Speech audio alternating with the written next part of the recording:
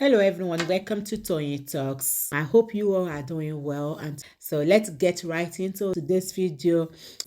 And thank you for all my subscribers, and if you are new here, thank you, and don't forget to hit on that subscribe button so that you will not miss out on our future videos.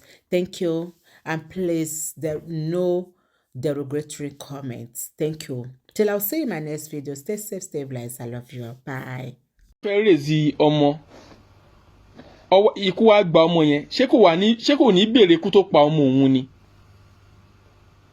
because àwọn ènìyàn ẹni kí bàbá Mohbad lọ jókòó jẹ́ ẹni kí bàbá Mohbad ẹni kó jókòó jẹ́ ẹni kí bàbá Mohbad ẹni kó jókòó jẹ́ ẹni pé kò gbọdọ̀ béèrè ikú tó pa ọmọ ẹ̀ tó dẹ̀ òkè kí ìyàwó ọmọ ẹ̀ kó dẹ̀ proof wípé ọmọ yìí ọmọ ìdílé yín ni. Lè sọ gbogbo yẹn hello. Legba. Yes kẹ. Honorable Legba. Màámi. Inspector investigation journalist Legba. Kẹ̀mí lẹ́yìn fún yẹn kẹ̀kẹ̀kẹ̀dẹ̀kẹ̀rẹ̀ kẹ̀kẹ̀kẹ̀ màá. Ọ̀tá òkè tẹ́ Legba.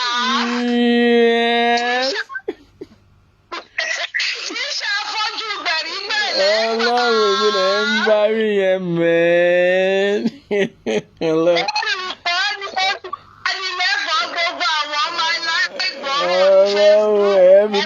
ẹ̀mí pòfẹ́sọ̀ ikú sí gan pẹ̀lú.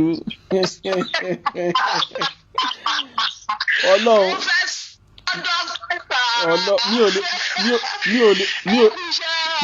mi ò lè wọ̀wọ̀ láyé yìí kò sí bí mo ṣe fẹ́ wọ̀wọ̀ láyé yìí tó tí máa wọ̀wọ̀ tó jòbòtúlà Ọlọ́run ò ní gbé bá mi mi ò lè wọ̀ kò sí bí mo ṣe fẹ́ wọ̀ yìí gan kọ́ bó ṣe ń káṣọ sí lọ́rùn yẹn mi ò lè wọ̀wọ̀ tó láyé yìí pẹ̀lú bó ṣe ń dírẹ̀sì yẹn Ọlọ́run èmi lè wọ̀wọ̀ tó ẹ́ yes mẹ́.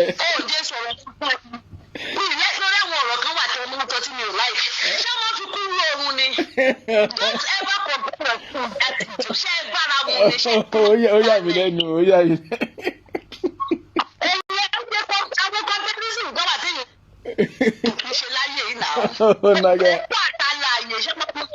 Gbọ́dọ̀ fi wéra wọn. Ẹlẹ́dẹ̀ tó ń yí nínú mọ́ọ̀dù ṣé ẹ gbọ́dọ̀ fi wé. Ó yàtọ̀ Esma ṣé ẹ mọ̀ wípé mo sọ fún yín gbà kan wípé bí eré òun ni ike máa fi bẹ̀rẹ̀ sí tàkàrà nígbẹ̀rígbẹ̀ ṣe é rí pé wọ́n ti ń fi máàpù ọ̀kadà wọ́n ti ń fi gbé kiri gbogbo pé ibi tó máa jẹ̀ sí rè. Mo kò létí ìtàkàrà báyìí yóò kọ́kọ́ bẹ̀rẹ̀ níbi dùndún àádúdùn àwọn ọjọ́ ìgbà tí a wá dín ata sí i ìgbà tó bá kọ́kọ́ tà yẹn tó pé ṣẹ̀wá mọ́ ta kéńgbé àkàrà kò létí ìtàkàrà àpẹ́ díẹ̀ kó tó tàkà kọ́kọ́ bẹ̀rẹ̀ níbi. Báwo lẹ ṣe wá ṣe ọ̀rọ̀ báwo lẹ ṣe ṣó BJC lánàá tó fi rí bẹ́ẹ̀ yẹn ṣé kò yẹ kẹ́ ẹ̀ kọ́ṣọ́ yẹn ni pé kó bá sọ̀rọ̀ sí àgbàlagbà. BJ yẹn ìṣọmọ dáadáa. ẹ mọ ìdí tẹ́gùn fi máa ń bà mí ṣé rí tó bá ti ń sọ̀rọ̀ yẹn tó bá ti ń fi ẹ̀rín ṣé rí eyín jésè yẹn tó bá fi rẹ́rìn yẹn báyìí ó ń pa eyín yẹn dé mọ́ olórí kẹ́hìndé w mo dẹ̀ wọ́n pé àná yẹn pákẹ́jì sìgá tó máa lé 40.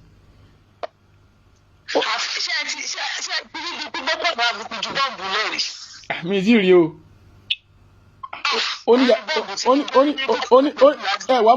Mọ pàtì tí BJ sọ tó pa mí lẹ́rìn jù BJ yẹn ń ṣọmọ gidi. Ó ní PSO ó ní kí ló dé tó gba ìmọ̀ràn lọ́wọ́ ìyá Ìbàdàn nígbà tí ọmọ yẹn máa wá ẹ wálé ìgbà tó wá ti wá tó ti lo ìyí tó máa lò lára ẹ̀ ó ẹ̀ṣẹ̀ wá wò pé ṣé kí n lọ fẹ́ wá lọ bá ìyá Ìbàdàn kí ni kí ìyá Ìbàdàn wá sọ fún ẹ jàre. Àwọn kan wà tó yẹ pé tí mi ò bá lè make heaven lórí Facebook ìyá Ìbàdàn gbọ́ pé kú ló ọ̀gá ìyá Ìbàdàn ẹ̀sà bíkú ẹ̀sà wèrè ṣùgbọ́n wọ́n wá gbadúrú ìmọ̀ràn yẹn ìmọ̀ràn wọn lẹ́yìn rò bóyá kí àbàdo fún PSO. n pé kó jẹ́ kó fẹ́ ni. Adónimáwo bẹ̀. Adónimáwo bẹ̀. Adónimáwo bẹ̀.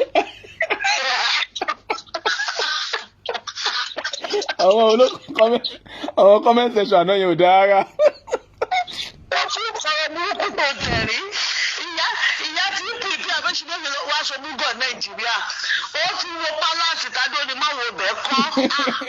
Láti bá wo yàrá òdùwó sí bó ó ṣe máa pàṣẹ. Bí kò bá wá kí ọmọ òun Nàìjíríà. Ṣẹ́yìn náà ti rí i pé gbogbo wọn ọgbọ́n ṣẹ́rí pé gbọ́n.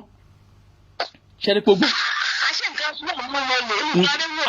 Àmà ní ọmọ wọn ò lè fẹ́ gómìnà ọmọ wọn ò lè ó dẹ̀ ń bú ọmọ Olúṣọlá òun á ń bú òun náà yẹn ọmọ wọn ń lọ ṣe ṣìnà Nàìjíríà ìwọ́kẹ̀ òun fẹ́ pákéjì ọmọ ẹ̀ sílé olówó. Kò gbọ́ fẹ́ nìkan kan. Ìyá àbá gangan tó jẹ́ 2SC gan ọmọ fọ́ mẹ́ńbọ̀ ní Nàìjíríà lọ́pọ̀lọpọ̀ PSO. Wàhálà mọ̀ wá wá o. Lẹ́gbàá bò wá ni àbí káfí Anna náà ránṣẹ́ sí àdúgbò òun. Ṣé èmi níyàwó mo níyàwó. Màtà PS náà níyàwó.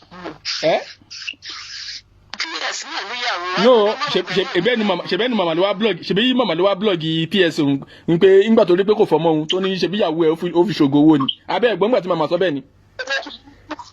Ìbáfọ́mọ́ tiẹ̀ náà ṣògo owó jẹ́. Nígbà ìpolówó burúkú ni igun of Dublin ó ní èèyàn kan fọ ìyàwó ẹ̀ ṣògùn owó ó dẹ̀ tún mú ọmọ tiẹ̀ ó tún ti ṣé kó tún lè fi rìn níhùn ni àbí kí ni ká pè yẹn. Òfòmù àgbà olórí kẹtẹkí ó sọrí bí ọlọ́ọ̀lọ́ta. Ó dẹ̀ bá máa yẹn lórúkọ jẹ́. Ọmọ orí fatafata aláìlójú sí. Ìfà ẹgbẹ́ tó kù wọ́n jú lánàá kò níye. Ó ṣe ṣó ọmọdé dá aṣù ní. Ṣó ó yẹ ṣó. Ó wà bí ó ṣe ṣó ìlàlẹ́ àná.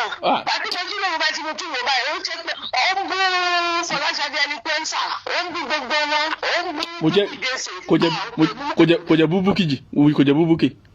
Ó ní ẹ kí wọ́n ti mọ̀ pé wèrè ní nǹkan àwọn ọmọ ń ta sí i. Ọ̀rọ̀ burúkú ni Bukki náà kò sọ̀rọ̀ dáadáa lánàá yẹn náà ọ̀rọ̀ burúkú ló sọ. Bukki ló ṣe ò sí ìbẹ̀rẹ̀ fún sẹ́ni gbogbo bẹ́ẹ̀ rí yẹn ó ṣe mọ ìyá bẹ̀rẹ̀ pé ṣó ẹyẹ kan báyìí ẹ lọ gbé yàgò ìdọ̀gbìn ẹ à ń gẹ ẹsẹ̀ kan sókè. ṣó àná lásán ordinary bíi 10 minutes tọ́wọ́n yẹn bá gé jáde yẹn lásán in fact orí mọ̀mọ́ máa gbóná ni. Ẹ̀yin ọmọ ewu pé ẹ máa dáwọ́ flight tí ìyá yóò wọ̀ lọ Kútọ́nù o. Onígbà tí wọ́n bá lè tọ́jú ẹ̀ mọ́ ń dọ̀bí Kútọ́nù yóò wà láǹgbè sí. Ó ti di Tòkunbọ̀ nìyẹn bá aṣọ orúkọ ẹ̀ Tòkunbọ̀ pé ogún Dublin ó tún bọ́ sókun àtúntò yóò sọ sábọ̀. Ti Kútọ́nù bọ̀. Ó tún di tí Kútọ́nù bọ̀ nìyẹn ọwọ́ Lizzy ló máa bọ́ síbẹ̀. Lẹ́gbàá ó kàn tí ẹ̀ bá mọ ẹ̀rí ní dúkìá sọ tó kàn tí ẹ̀ wá nífà Bukki ní wọ́n tún wá fẹ́ ragi fún bàbá Tina wọn ò tún wá lówó ragi gidi. Ó ní wọ́n wá fẹsẹ̀ lọ́gbùn ó ní yóò tún lédè wọ́n tún wọ́n ra pò gidi fún bàbá tí wọ́n ṣẹ̀ wá lọ bí ilé kẹfà. Kọ̀pútẹ́ bìrì yóò wá lọ lálẹ́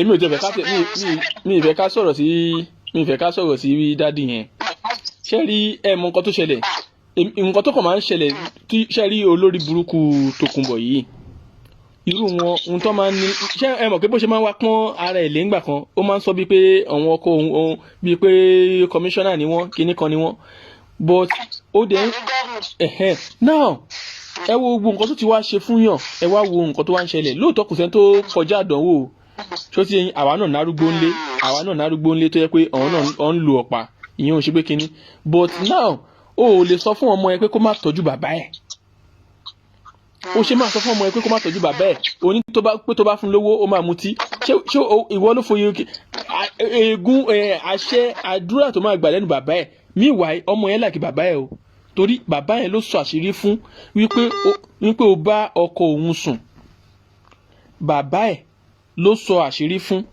wípé o bá ọkọ òun o bá sùn ṣé à ń gbọ́ mi bàbá ẹ̀ ló sọ, ọmọ yẹn sọ fún bàbá ẹ̀ pé ìyá òun bá bàbá òun ó bá ọkọ òun sùn, ìyá òun ó bá ọkọ òun sùn. Now bàbá yẹn ẹ rí pé ọ̀rọ̀ yẹn bàbá yẹn sọ nínú interview yẹn. So ìwọ ò wá fẹ́ kí ọmọ yẹn kó fẹ́ kó rìn súnmọ́ bàbá yẹn, ó fẹ́ kó di ọ̀tá ẹ̀, ìwọ dẹ̀ fẹ́ máa jẹ nǹkan tẹ́ ẹ̀kẹ́ méjì ìjọ máa jẹ, torí ẹni kíní yóò ṣe di oúnjẹ fún òun gan fún ara ẹ̀ tó jẹ́ pé òun ló ṣì ń bọ́ wọn. Ẹlẹ́gbàá ní sùúrù èwo ní àwọn ọmọ ẹ̀dọ́ lọ́wọ́ wọn fẹ́nu èwo gan ló sì lè dára ẹ̀bọ́ débi pé yóò mọ̀ bọ́yàn ó náà ló ń bọ́ gbogbo wọn ẹni wọn tó bá fún wọn tó bá ṣẹ́kù ni wọ́n fi rẹ́sẹ́ sí bàbá wọn. Àwọn ọmọ gan ọ̀gá wọn bí ọwọ́ àwọn ọmọ gan òtẹ́nu àwọn ọmọ gan òjẹ́yàn nínú ayé wọn ò gánú ayé ẹni lẹ́lẹ̀ ni wọ́n inú ẹ̀ sì ń dùn ẹ̀rí kọ́mọ ẹ̀gẹ́ kó ń ṣọjọ́ ìbírí kó celebrate. Nǹkan ilé mi sọ ń bì báyìí pé now okay ó máa bú àwọn ọmọ ọlọ́mọ lórí kan nìyí, but ìwọ àwọn ọmọ tiẹ̀ ló ń celebrate ìwọ ò jẹ́ kó àwọn ọmọ yẹn celebrate wọn. Celebrate èyí ìwé wọn kà èyí iṣẹ́ wọn kọ́ business wọn ò mọ̀ ṣe nígbà títí ló tún gbégbá aṣẹ́ nígbà téèyàn bá fẹ́ gbégbá aṣẹ́ láàárọ̀ kùtùkùtù ní jíǹjì ayé tó kó dídò ní ọmọ ń tà káàkiri dídò ọ̀nà ìgboro bó ṣe wáyé bó ṣe sọ pé nǹkan kúlà yìí tọ́mọ ẹ̀ bá ní business kan tó ń ṣe tó bá promote ẹ̀ tó ń pariwo ẹ̀ lórí Facebook ṣáwọn èèyàn ní mọ̀ patronize ẹ̀. Bẹ́ẹ̀ni nígbà aṣẹ́ ìròyìn tí màá àwọn ọmọ yẹn kò jẹ́ kọ́ àwọn ọmọ yẹn Legba Bukki is only use the father. Mo mọ̀ ṣe rí òun ò níṣẹ́ kankan pàtó tó fẹ́ ṣe bó tó yẹ kó ó fẹ́ jayé àwọn ọmọ yẹn máyé, kò fẹ́ kọ́ ọmọ yẹn lè rìn. ẹ rí kọ́ ọmọ yẹn lè bóòdì kọ́ sọ pé àwọn ìyá wọn gan ní pọ́blíkì gan. ẹwọ́jọ́ bẹ́ẹ̀dẹ̀ yẹn ó fẹ́ gbé kámẹ́rà sójú ìkànnà ọmọ yẹn George on dodge kìíní yẹn because ọmọ pé nǹkan tó bá wọ̀ á rí àwọn èèyàn máa crop ẹ̀ wọ́n máa bẹ̀rẹ̀ sí gbé sórí kìíní, so nǹkan tó ń jẹ́ kọ́ ọmọ iṣẹ́ yìí náà ti ń rí gbogbo kìíní yẹn ó ń dojú ti odi ní.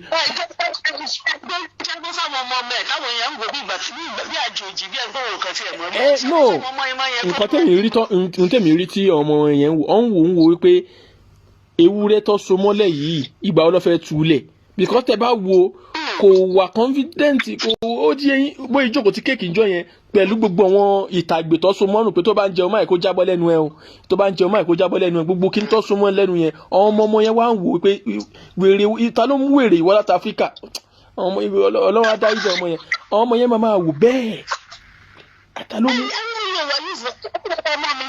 àwọn ọmọ mi báyìí tí bá ń bá ìyàwó sọ̀rọ̀ báyìí wọ́n mọ̀ gbà fóònù àwọn tó tọ́jú gàmá àwọn ọmọ yẹn ò wá yìí ìzìmọ́ wọn kàn tí. ọkọ̀ drag ọmọ yẹn wá ni pé kó má dàbí wípé lọ celebrate ó ti ń rùn lẹ́pà ẹ̀lú. láyé kò sí kankan ní àwọn ọmọ ẹ̀tọ́ láyé rí o lákòójọ àwọn gbogbo mi ò fọwọ́ ka owó bí o bá dẹ̀ fọwọ́ ka owó mbẹ̀ yẹn báwo ní ṣe lájẹsẹ́kù tí ó fi máa fi ránṣẹ́ sí ìyá ó lájẹsẹ́kù ní ìyá ẹ̀sọ́ di remote control tí ti control ó yà lọ London lọ bẹ́ni báyìí sùn lọ bí báyìí lọ bẹ́ni báyìí sùn lọ Nàìjíríà lọ bá pmt ń sùn ṣé ó lè dánú ara ẹ̀ rò ní. ọmọ mẹ gbogbo wọn bá bàtà ọwọ́ ìyá wọn ní remote control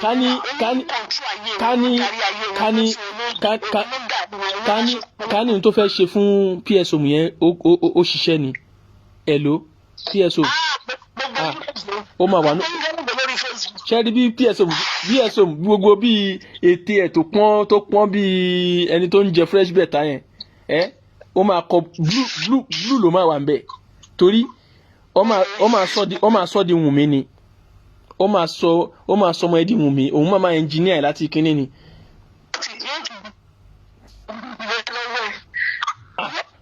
akọ máa talẹ̀ ní akọ máa talẹ̀ a máa talẹ̀ ìyẹn akọ máa talẹ̀ upon that náà upon that.